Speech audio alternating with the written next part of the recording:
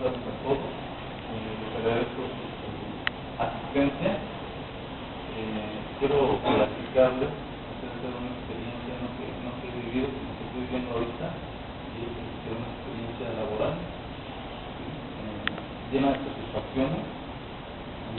Pues yo llegué aquí un día, tuve una oportunidad de trabajo, alguien me la brindó y no sé si creían en mí o no, pero estoy haciendo lo posible para que esto suceda, ¿no? No me brindaron solo una oportunidad, me han brindado varias. Gracias a eso ahorita me estoy preparando laboralmente y académicamente. Yo creo que la cuestión académica para muchos es un juego no tan serio, es importante, ¿no? Dentro de la cuestión laboral, ¿no?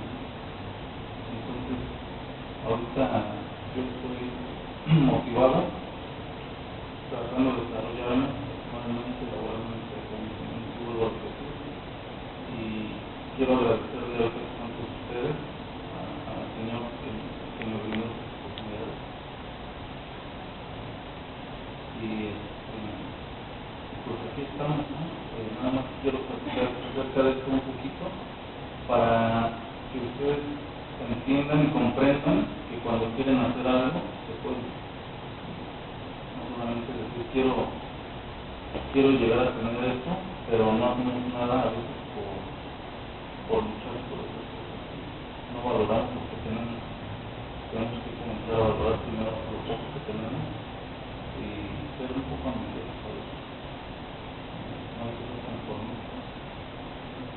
Ahorita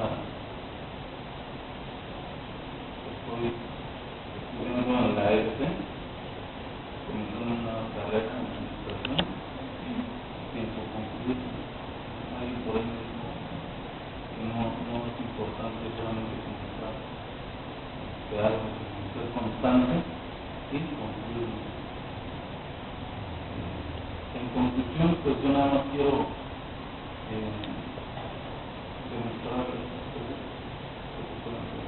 Siempre con ustedes hay que comenzar a ser constante. Ahorita quiero agradecerles por escucharme. Creo que